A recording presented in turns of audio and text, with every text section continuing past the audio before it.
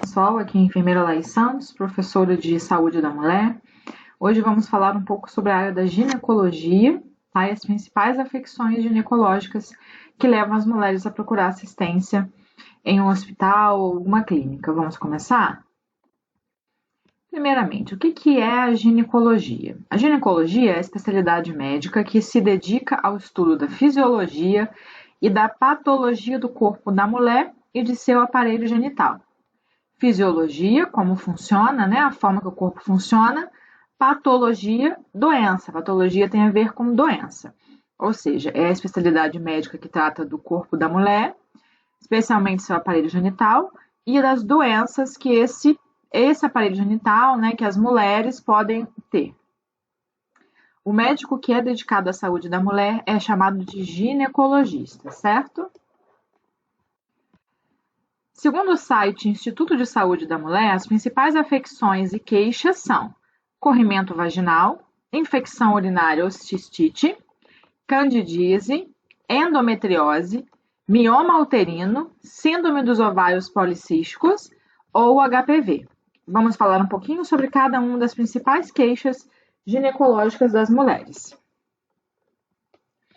Corrimento vaginal. O termo técnico correto para corrimento vulvo-vaginal, ou seja, da vulva e da vagina, é leucorreia. Leucorreia é o termo técnico. Então, se vocês escutarem leucorreia, já sabem que se trata de corrimento vaginal.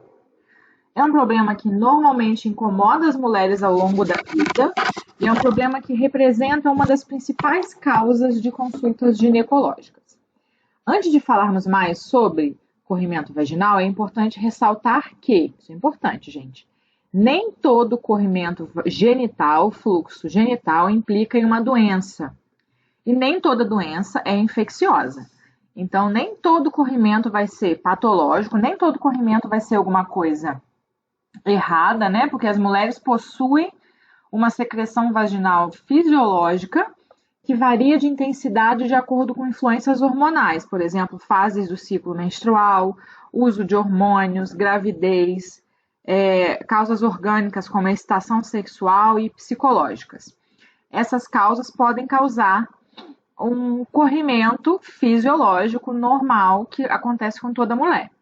Porém, quando existe um equilíbrio entre esses fatores e esse equilíbrio se rompe, é que ocorrem os processos inflamatórios e infecciosos. Nesse caso aí, uma inflamação da vulvovagina, né? E infecciosos, algum agente infeccioso, uma bactéria, um fungo e etc. Esses são chamados de vulvovaginites. Vulva, vagina. Inflamação, infecções e inflamações da vagina e da vulva, ou corrimento vaginal, como preconiza o Ministério da Saúde. Esse corrimento vaginal, geralmente ele se caracteriza por aumento do fluxo vaginal, associado a prurido, coceira, vulvo-vaginal, dor ou ardor a urinar, sensação de desconforto pélvico. Entretanto, muitas infecções genitais elas ocorrem sem nenhum sintoma. As três principais causas de corrimento vaginal, que representam 95% dos casos, são vaginose bacteriana, candidíase, vulvovaginal e tricomoníase. Vamos conhecer um pouquinho sobre cada um deles. Vaginose bacteriana. O que é a vaginose bacteriana? Vagina, infecção, né? Vaginose. É um conjunto de sinais e sintomas que é resultante de um desequilíbrio da flora vaginal, que implica numa diminuição dos lactobacilos e um crescimento de bactérias patológicas, principalmente a Gardnerella vaginalis. É a principal causa de vaginose bacteriana. O que acontece? Os lactobacilos, eles estão naturalmente presentes na genitália feminina e eles servem de proteção para que outros micro-organismos não infectem o local. Então, nós temos na nossa área genital lactobacilos, que são algumas bactérias naturais e que estão ali, inclusive, fazendo um papel de proteção. Ou seja, eles estão ali impedindo que outras bactérias entrem, porque se eles estão ocupando o lugar, outra bactéria não consegue ocupar. Se existe em algum momento algum tipo de desequilíbrio por diversos motivos, um dos motivos mais comuns é a mudança do pH natural da vagina. pH é o teor de acidez, a vagina é um pouco ácida. Então, se existe uma mudança nesse pH, os lactobacilos eles diminuem, e então as outras bactérias elas conseguem mais facilmente infectar os tecidos da genitália feminina. Isso acontece muito, gente, quando aquelas pessoas que costumam lavar a genital por dentro, introduzir água na vagina após relação sexual, né? Lavar com duchinha por dentro da vagina. Pessoas que usam aqueles sabonetes íntimos que teoricamente seriam indicados, mas que na verdade eles mudam o pH e matam os lactobacilos que estão lá para proteger. E nesse momento as bactérias patológicas, como a Gardnerella, elas se aproveitam dessa queda nos lactobacilos e passam a infectar a mulher, causando uma vaginose bacteriana. A vaginose é a principal causa de corrimento vaginal, incidindo em aproximadamente 45% das mulheres. Não se trata de uma infecção de transmissão sexual. Apenas pode ser desencadeada pela relação sexual em mulheres predispostas ao terem contato com o sêmen, que tem um pH mais elevado. Então, novamente, o pH é o que faz com que, às vezes, o lactobacilo morra, e aí as outras bactérias conseguem invadir e causar as doenças.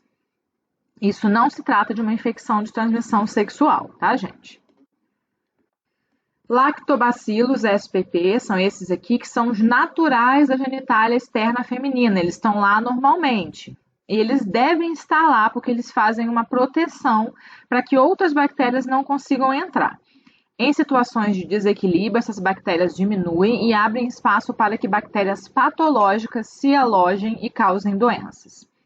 Até o Lactobacillus SPP, gente, deixando bem claro que se ele tiver também em número aumentado, ele também causa um desequilíbrio, tá? Mas em número normal, é natural encontrado, natural ser encontrado na genitália e ele está ali para proteger, para que outras bactérias não entrem.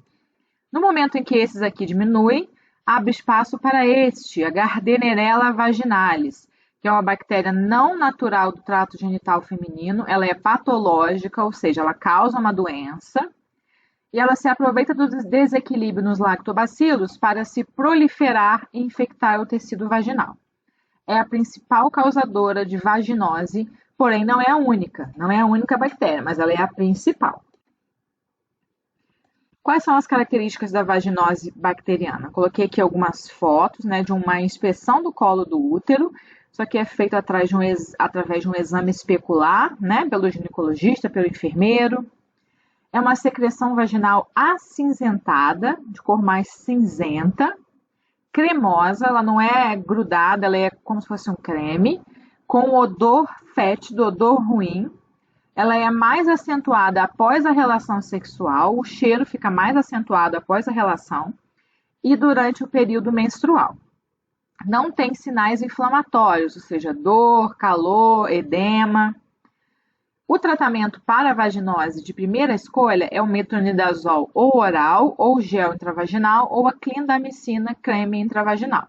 São os iniciais. Se não funcionarem, aí a gente passa para outros tratamentos. Aqui a gente pode observar, né? Um corrimento cremoso, acinzentado, com odor bem forte e que piora após o coito. Que podemos ver, né, num colo do útero com bastante secreção. A candidíase vulvovaginal é uma infecção da vulva e da vagina causada por um fungo que habita a mucosa vaginal e digestiva. Esse fungo, ele está lá normalmente. É a Candida albicans. Tem esse nome de Cândida porque as pessoas perceberam que ela habita o corpo humano sem causar doenças, na maior parte do tempo. Por isso que ela ganhou esse nome de Cândida, né? Ou tranquila, branda.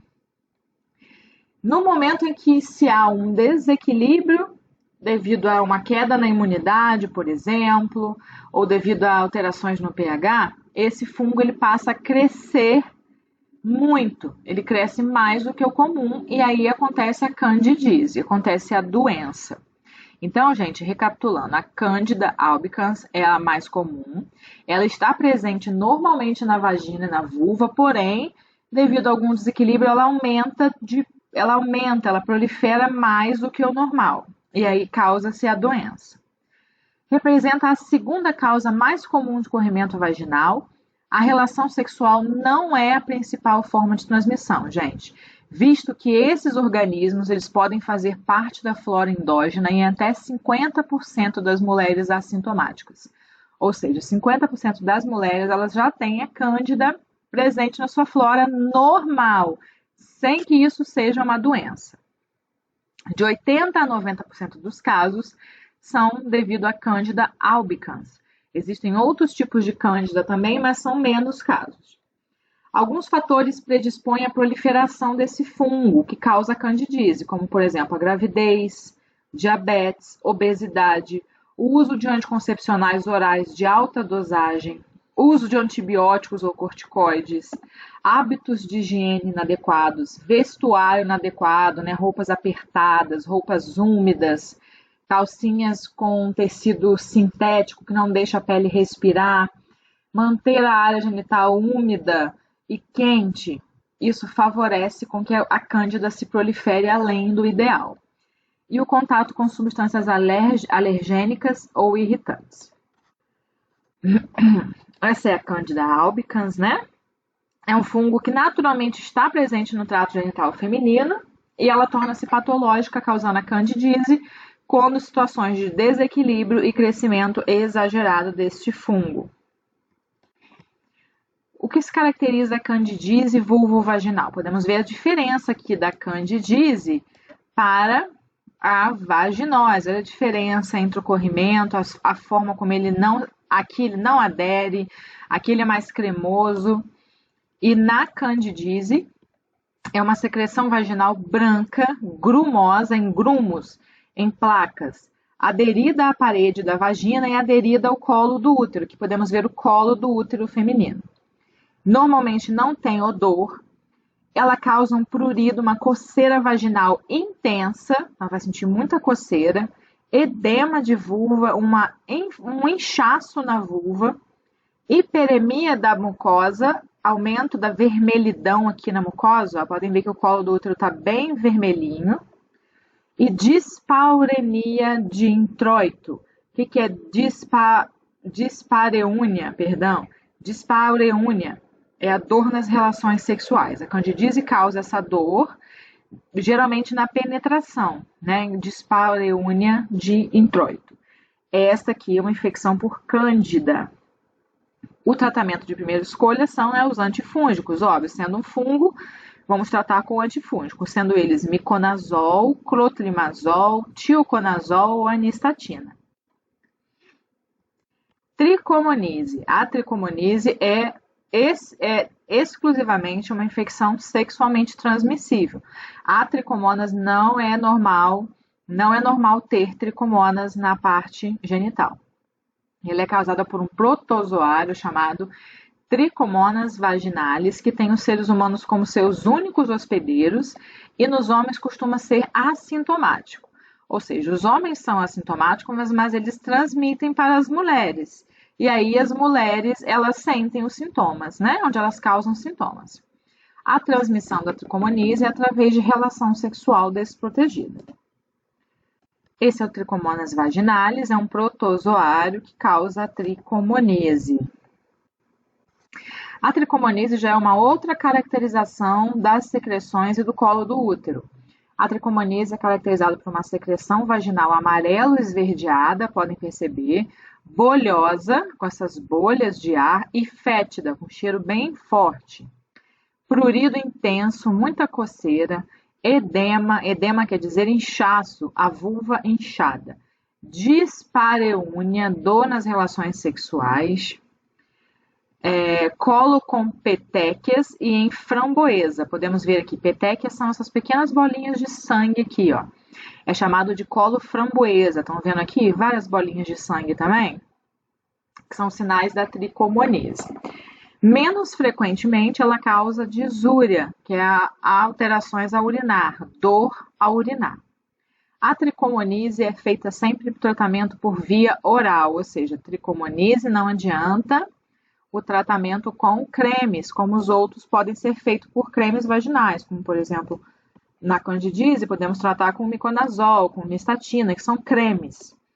Porém, na tricomonise não é feito por creme, o tratamento é feito por via oral, ou seja, comprimidos.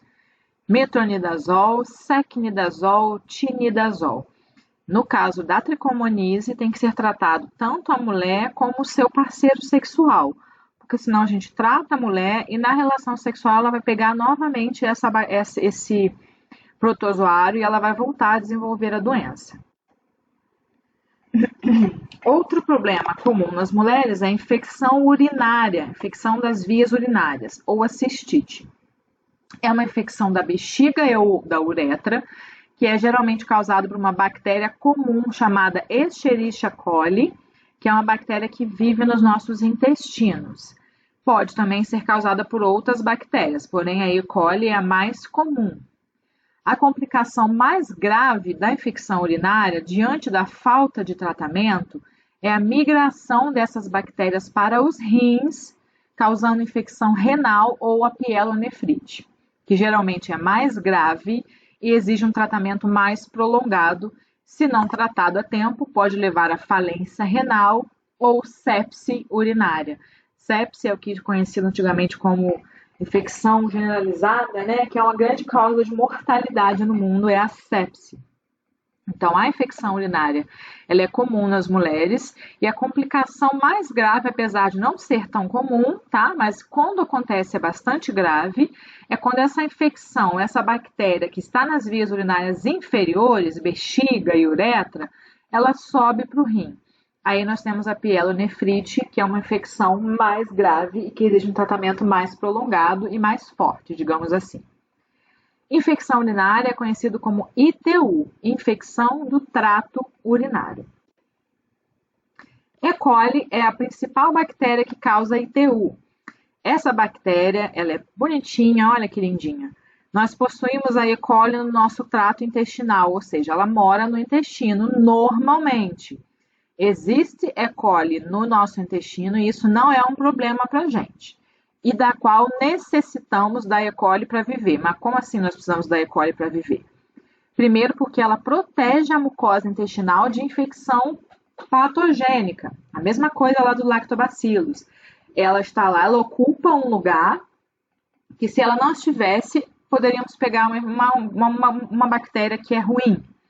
Então, ela tem um efeito de proteção, não deixando que as outras bactérias ruins, patogênicas, que causam doenças, se grudem aonde ela já está. Então, teoricamente, ela é uma proteção para a gente. Além disso, a E. coli é uma produtora de um tipo de vitamina K. Lembra da vitamina K? É uma vitamina que a gente precisa para a coagulação do sangue, ou seja, a E. coli ajuda a gente a fazer a nossa coagulação do sangue. Portanto, não é de tudo uma bactéria ruim e patogênica. Porém, se ela estiver em situações de desequilíbrio, quantidade maior do que o normal, ela pode causar infecções e doenças graves, inclusive. Como, por exemplo, quando a E. coli sai das vias intestinais e vai para as vias urinárias. Aí ela vai causar uma infecção do trato urinário. Resumindo, a E. coli ela deve permanecer no trato intestinal. Quando ela sai do intestino, ela se torna um problema. Sendo indo para as vias urinárias, sendo indo para o estômago, a E. coli saída do intestino, ela se torna um problema. Nas mulheres, podemos observar por essas fotos que a distância entre o ânus e a uretra é bem pequena. Então, aqui está o ânus, aqui tem bastante E. coli, porque é normal ela viver aqui. Né? Ela está nas fezes.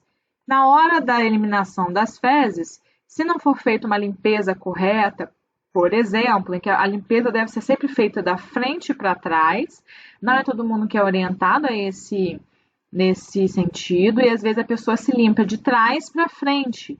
Então, ela arrasta E. coli, que estava aqui no ânus, para a uretra. A uretra que fica aqui um pouco à frente da vagina. E aí essa E. coli ela passa a infectar a bexiga E se ela subir para os rins, aí se torna um grande problema. Nos homens, por exemplo, o ânus está bem mais distante da uretra, né? A uretra está aqui no pênis. Então, é bem mais difícil para os homens terem infecções por E. coli. Apesar de não impossível, mas é bem mais difícil.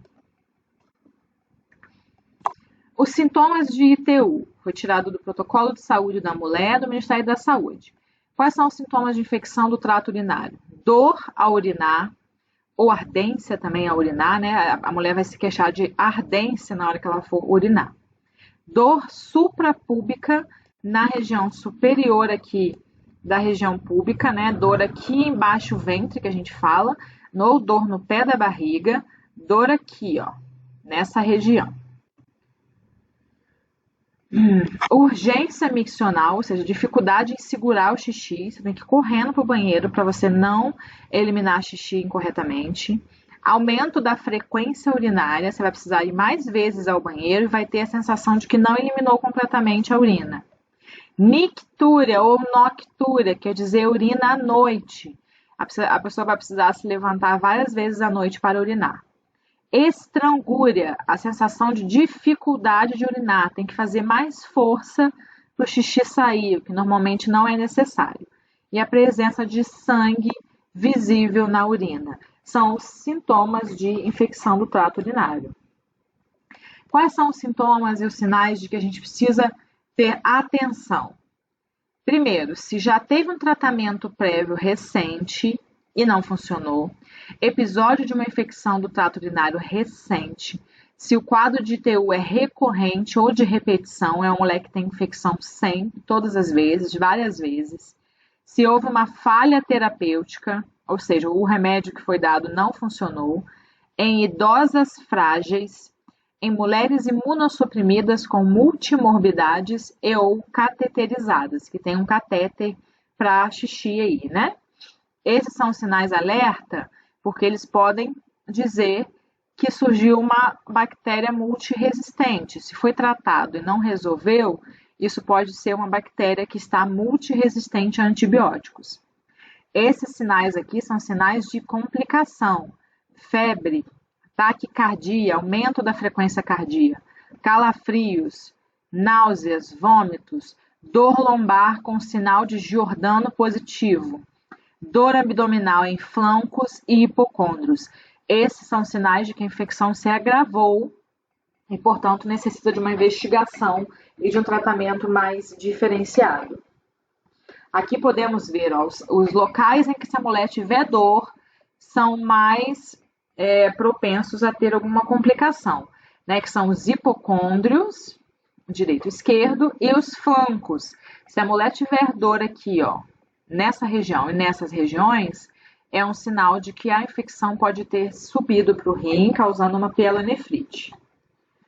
Também o sinal de Giordano. O sinal de Giordano, ele consiste em dar tapas com a borda das mãos na região dos rins. Isso é feito pelo médico ou pelo enfermeiro, tá, gente? Mas para vocês ficarem sabendo. O médico ou o enfermeiro, ele vai achar aqui mais ou menos onde que é a região do rim, como está desenhadinho aqui, ó. E ele vai dar tapas leves com a mão em cima dessa região. Se a pessoa referir uma dor forte, é um sinal preditivo de uma infecção renal. E isso é uma complicação séria que exige atenção hospitalar imediata. Ok, gente. Seguindo aqui para outro problema comum, é a endometriose. Endometriose é uma doença ginecológica que é definida pelo desenvolvimento e crescimento de estroma e glândulas endometriais fora da cavidade uterina. O que é isso, gente? Normalmente, durante o período menstrual, aqui no nosso útero, né? Esses tecidos aqui, eles vão crescer aqui dentro, durante o período menstrual. O certo é que esses tecidos cresçam aqui dentro. Para quê? Para se preparar, caso haja fecundação, esse tecido vai nutrir um possível feto dentro do útero, tá? Isso é natural que esses tecidos aqui cresçam aqui dentro. Esses tecidos são eliminados, caso não haja fecundação, são eliminados na menstruação, correto? Isso é a coisa normal. O que acontece quando a mulher ela é portadora de endometriose? é uma doença em que esse estroma e essas glândulas endometriais, elas começam a crescer fora da cavidade uterina. Ou seja, elas deveriam estar crescendo aqui dentro, mas elas crescem para o lado de fora, chegando a pegar aqui trompas, região vaginal, região aqui de pélvica, região das trompas de falópio, dos ovários, chega a pegar inclusive os intestinos. E não era para esses tecidos estarem aqui. Então o corpo vai reconhecer esse tecido como algo ruim, como algo que está causando uma doença, e há o ataque do organismo a esses tecidos, já que eles estão crescendo no lugar errado, o que vai causar uma reação inflamatória, uma inflamação. A endometriose é diagnosticada geralmente, quase que exclusivamente, em mulheres de idade reprodutiva, dos 10 a 49 anos. Aqui podemos ver uma lesão hiperpigmentada que é típica de endometriose, aqui pela setinha. Ó, aqui é o crescimento do estroma, que não deveria ter crescido aqui, deveria ter crescido dentro da cavidade uterina. Aí causa-se uma reação inflamatória a esse tecido que está fora do lugar onde deveria estar. Quando que a gente desconfia que a mulher pode estar com endometriose? Ela vai ter uma dor pélvica intensa, infertilidade, não consegue engravidar porque o estroma não está dentro do útero como deveria estar. Então, não há essa implantação do embrião. Às vezes pode até haver a fecundação, né? O óvulo encontrar o embrião, mas não consegue se implantar porque o estroma que deveria estar dentro do útero está para o lado de fora. Isso também causa uma inflamação que dificulta a passagem do espermatozoide até para encontrar o óvulo. Dismenorreia, que é uma dor intensa menstrual, além do normal, né, gente? Dispareúnia, a dor nas relações sexuais, a piora dessa dor pélvica, principalmente no período perimenstrual, porque no período perimenstrual esse tecido aqui ele é mais ativo, ele cresce mais antes do período pré-menstrual. Então, por isso que a dor piora em momentos perimenstruais. História de infertilidade, história familiar de endometriose, dor que irradia para a região lombar, sacra e ânus. Alterações intestinais cíclicas, diarreia ou constipação e a mudança na consistência das fezes durante o período perimenstrual. Pode indicar que o intestino está inflamado devido a esse tecido fora do lugar.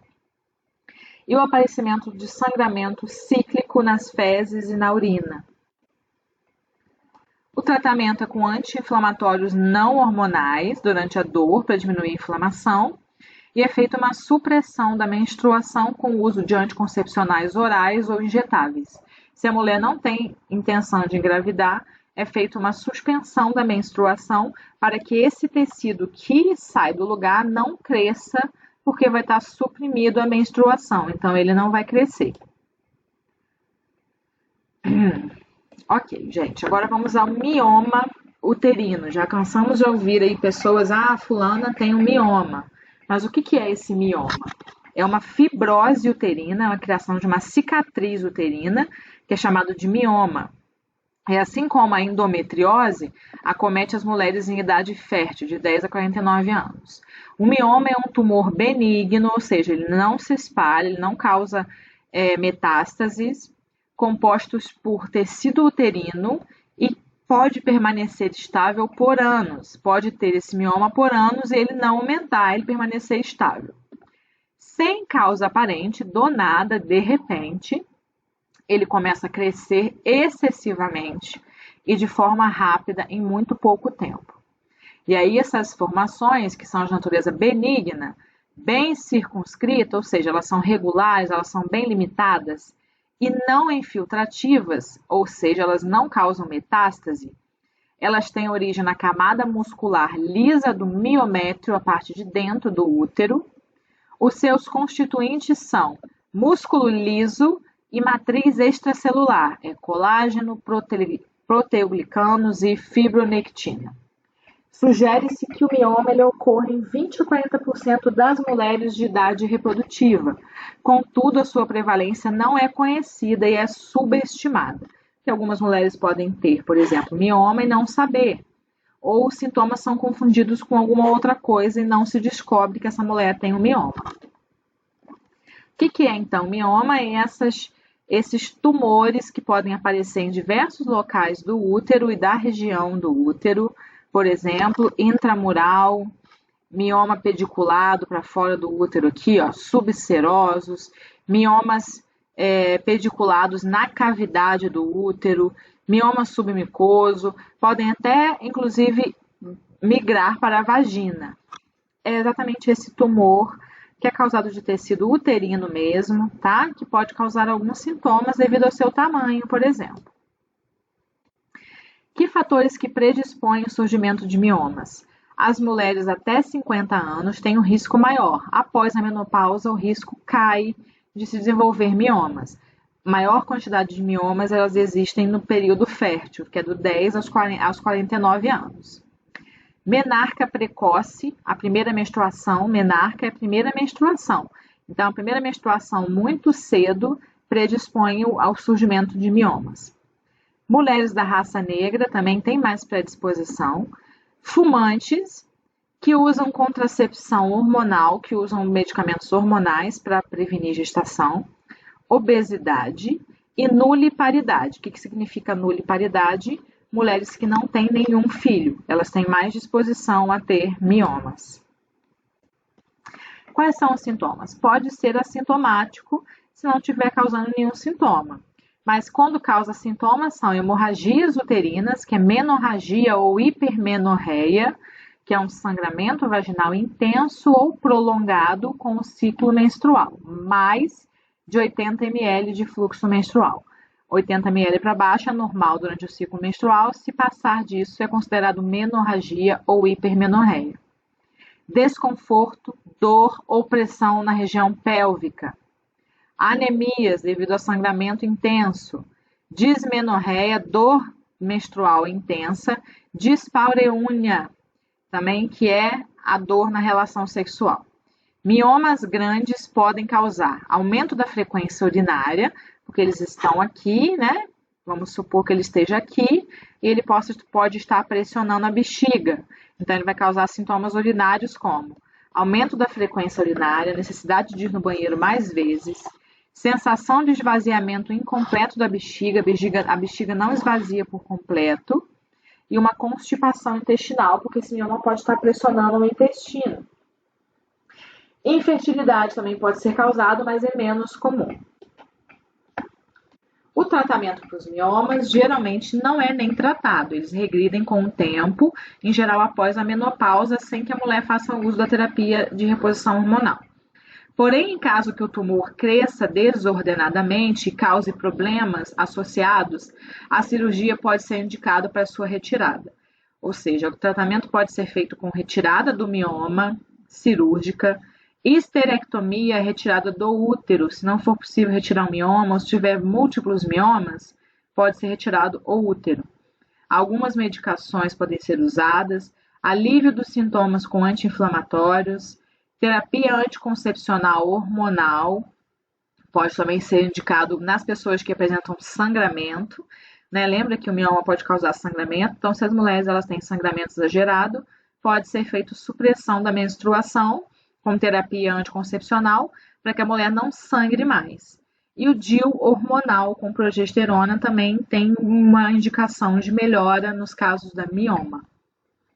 Aqui temos um exemplo, né? Isso aqui é um mioma, esse tecidinho aqui. Isso é um útero com diversos miomas, podemos ver vários deles. E esse é um mioma extremo de uma mulher que tinha com 64 centímetros e 28 quilos, que teve que ser retirado cirurgicamente, com sucesso. Passando para outra afecção comum, a síndrome dos ovários policísticos, ou SOP. É uma endocrinopatia, ou seja, uma doença associada a hormônios, comum em mulheres na idade reprodutiva, de 10 a 49 anos. Caracteriza-se por hiperandrogenismo, Andrógeno tem a ver com homem, né? Então é uma caracterizada por excesso de testosterona em mulheres, que pode causar, por exemplo, surgimento de pelos, de acne e queda de cabelo com a alopécia, né, comum nos homens, que acaba atingindo as mulheres com ovários policísticos. Disfunção da ovulação e infertilidade.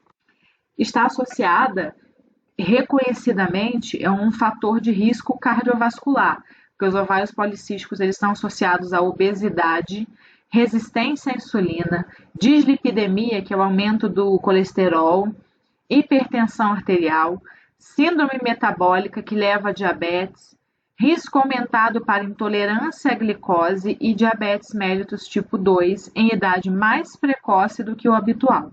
Então, as mulheres com ovário policístico, elas podem apresentar diabetes tipo 2 mais precocemente. Essa síndrome é um distúrbio endócrino de hormônios que provoca uma alteração dos níveis hormonais, levando à formação de cistos nos ovários e faz com que os ovários aumentem de tamanho. Os cistos nos ovários faz com que mais hormônios sejam liberados, o que causa esse excesso de hormônios caracterizados como testosterona, que causa essas características masculinas nas mulheres. Esse é um ovário normal, com alguns cistos, normalmente, todo mundo tem. E este é um ovário policístico. Ele aumenta muito devido à quantidade maior de cistos. Podemos perceber até um aumento no próprio ovário. E aqui podemos perceber o número de cistos bem aumentados. Aqui também várias cavidades com cistos, olha. E aqui nessa ultrassom também podemos ver o aumento dos cistos no ovário de alguém que tenha esse problema, esse diagnóstico de ovário policístico. Os sintomas, nós vamos suspeitar da presença de ovário policístico naquelas mulheres que têm um ciclo menstrual irregular, ou seja, demora 40, 50 dias para a menstruação vir, ciclo menstrual irregular. Associado ou não ao sobrepeso e obesidade, pode ter obesidade ou não. Sintomas de hiperandrogenismo, aumento dos hormônios masculinos, como hirsutismo. O que é o hirsutismo? Um aumento de pelos no rosto, nos seios e no abdômen da mulher. E a alopécia androgenética, uma perda de cabelo, né, e a diminuição da quantidade dos cabelos na mulher. Na ultrassom transvaginal, podemos identificar os microcistos no ovário, como está nessa fotinha aqui, ó. Tratamento do ovário policístico. Anticoncepcionais orais, porque eles desestimulam, eles tiram esse estímulo da produção de cistos. Não havendo desejo da mulher de engravidar, grande parte das mulheres que possuem o ovário policístico, eles se beneficiam com um tratamento com anticoncepcionais orais. A pílula melhora os sintomas de aumento de pelos, aparecimento de espinhas, irregularidade menstrual e cólicas. Não há um remédio específico para o controle dos sintomas. Cirurgia. Cada vez mais os métodos cirúrgicos estão sendo abandonados devido à eficiência do tratamento com os anticoncepcionais, então acaba não sendo tão utilizado. Antidiabetogênicos orais. As medicações para diabetes orais. Estando a síndrome de ovário policístico fortemente associada a uma resistência à insulina, um dos tratamentos disponíveis é o medicamento para diabetes, porque ele garante, né, ele melhora esse prognóstico da mulher que tem ovário policístico não desenvolver diabetes. Dieta e atividade física. Esses pacientes devem ser orientados em relação à dieta e atividade física simultaneamente com as medidas terapêuticas, porque isso ajuda o controle da doença. E indução da ovulação. Essa mulher vai ter dificuldade de engravidar. Então, se for o desejo dela engravidar, o médico vai recomendar um tratamento de indução de ovulação. Não sem antes afastar a possibilidade de outras causas de infertilidade. Esse tratamento só é feito se a mulher tiver desejo de engravidar. E por fim, nós temos aqui o HPV, famoso, chega até a ser irônico, como ele é tão bonitinho, parece uma flor, né? Parece várias florzinhas juntinhas, mas na verdade é um bichinho bem ruim, bem desagradável. O papiloma vírus humano ou HPV é uma das infecções sexualmente transmissíveis mais conhecidas. Pode provocar verrugas na pele, na genitália, até câncer de colo de útero. As melhores formas de prevenir o HPV são realizar o exame Papa Nicolau, para a gente ver se não tem essa infecção e tratar antes que vire câncer, e ter relações sexuais fazendo uso de preservativo, apesar do preservativo não ser 100% nos casos de infecção por HPV. O HPV, eles infectam as células da pele epiteliais e têm a capacidade de causar lesões na pele ou nas mucosas. Causam diversos tipos de lesões, como verruga comum e a verruga genital condiloma, popularmente conhecido como crista de galo. Elas têm crescimento limitado e, com frequência, essas verrugas elas vão regredir espontaneamente, ou seja, vão sumir espontaneamente. A maior parte das mulheres que estão infectadas pelo HPV não apresenta nenhum sintoma clínico. Em geral, essa infecção ela regride espontaneamente por conta própria, sem nenhum tipo de tratamento. A infecção por alguns tipos de HPV, considerados de alto risco para câncer oncogênico, para gerar câncer, está relacionada a uma transformação neoplásica das células epiteliais, células da pele, sendo o principal fator de risco para o desenvolvimento do câncer de colo de útero. Existem mais de 100 tipos virais de HPV descritos até o momento, e desses tipos, 35 tipos são encontrados no trato anogenital, no ânus e na região da genitália. Podem ocasionar lesões que, se não forem tratadas, têm um potencial, quer dizer, não é obrigatório que vai causar o câncer, mas tem potencial de progredir para câncer de colo de útero, câncer de ânus, câncer de pênis, por exemplo.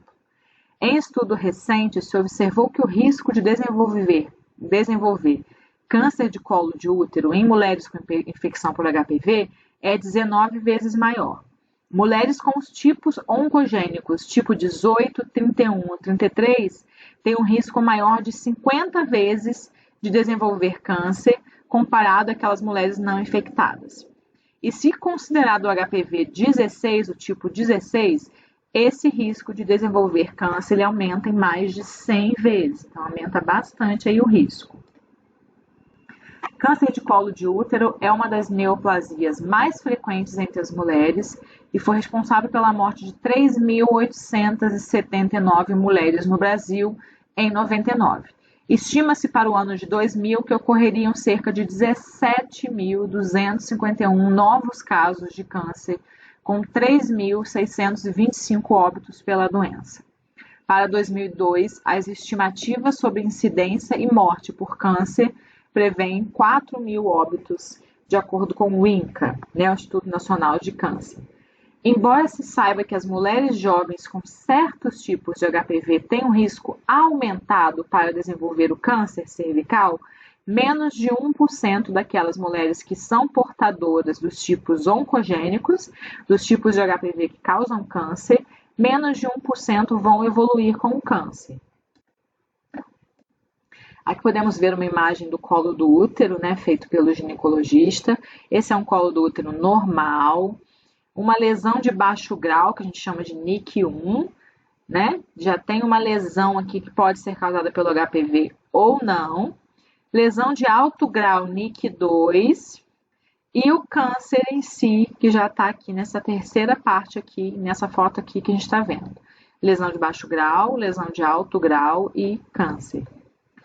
Essa é uma foto das verrugas genitais causadas pelo papilomavírus humano. Pode ser também verrugas na língua, na garganta, pode ser em vários locais, não exclusivamente na genitália. Verrugas no colo do útero vistas através de uma colposcopia devido ao HPV. E aqui também uma ectocervice, a parte de fora do cérvice do útero, infectada pelo HPV. As manifestações clínicas nas mulheres podem aparecer as verrugas no colo do útero, vagina, vulva, região pubiana, perianal, perineal, perianal e no ânus. Em homens podem surgir no pênis, normalmente na glande, bolsa escrotal, região pubiana, perianal e ânus. Essas lesões também podem aparecer na boca e na garganta em ambos os sexos. lesões, verrugas, condilomas causados pelo HPV. O tratamento em geral é feito com a cauterização das lesões com o ácido tricloroacético de 50% a 90%. É feito aqui, né, com um cotonete esterilizado com o ácido que é colocado em cima das verrugas e queima essas verrugas para que elas possam ser eliminadas. Em casos extremos, pode ser necessário retirá-la através de procedimento cirúrgico. Já existe no calendário do SUS e no particular a vacina contra o HPV, que é feita geralmente em 2 a 3 doses, e ela é quadrivalente, ou seja, ela protege contra 4 dos tipos de HPV. Protege contra os tipos 6, 11, 16 e 18. Só que o 16, que já aumenta para 100 vezes o caso de câncer, já vale a pena, né, gente?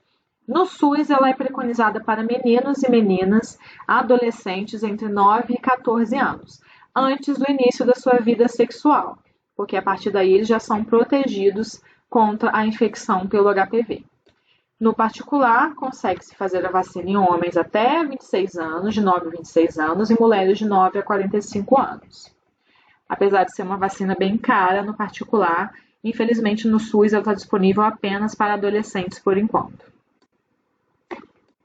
Então, galera, por hoje é só. Acessem os vídeos, assistam na plataforma, os materiais de apoio. Qualquer dúvida, estou disponível. Um grande abraço, até a próxima aula.